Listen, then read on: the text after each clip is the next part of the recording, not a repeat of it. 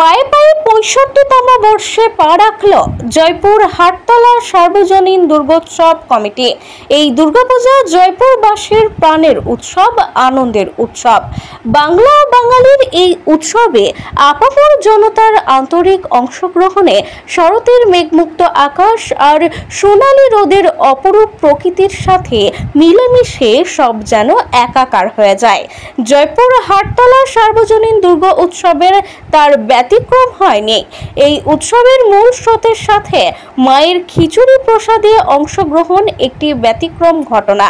এবছরে এই দুর্গাপূজা উপলক্ষে প্রায় ৫,০০০ মানুষ মায়ের খিচুড়ি প্রসাদের লাইনে বসে প্রসাদ গ্রহণ করে। এই জয়পুর হাটতলা সার্বজনীন দুর্গোৎসবকে ঘিরে এলাকার মানুষের মধ্যে উদ্দীপনার শেষ থাকে না। ক্যামেরায় দিবাকরের সাথে সুনীল দাসের রিপোর্ট, RLM নিউজ।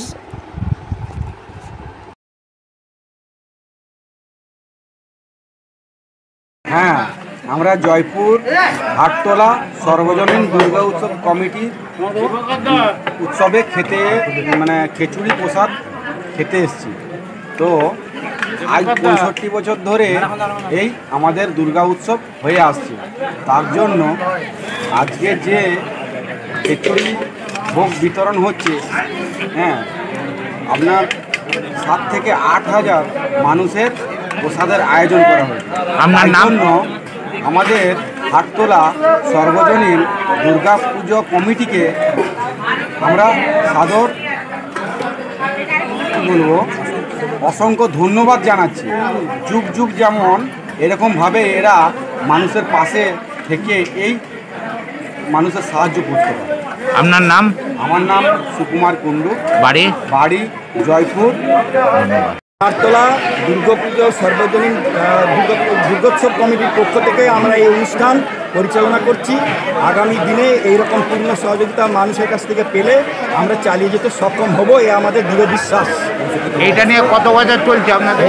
এই নিয়ে প্রায় ৬৫ বছর আমরা এই উদযাপন করে যাচ্ছি দুর্গাপুজো। এবং আগে যারা দুর্গাপুজোর প্রথম ভিড় করেছিলেন তাদেরকে আমরা এবছর সম্মান জানিয়েছি। সমস্ত মানুষকে আমরা সম্মান জানিয়েছি। তার সাথে যে অনুষ্ঠান হয়েছে এবং বস্ত্র বিতরণ আমরা এখানে করেছি এবং দুস্থ ছাত্র এবং মেধাবী ছাত্রদেরকেও আমরা পুস্তক বা পেন এই সমস্ত দিয়ে তাদের যতটুকু পেরেছি আমরা সহযোগিতা করেছি।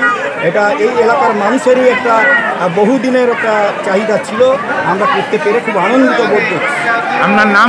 আমার নাম অসীম কর, পুজো কমিটি জয়পুর হাটতলা সর্বজনীন দুর্গোৎসব কমিটির সভাপতি।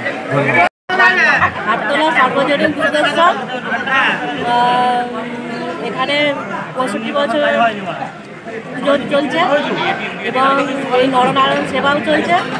প্রায় ৪-৫,০০০ লোক খাওয়া করে। আপনার নাম? আমার নাম চম্পারক্ষী, বাড়ি জয়পুর। ধন্যবাদ।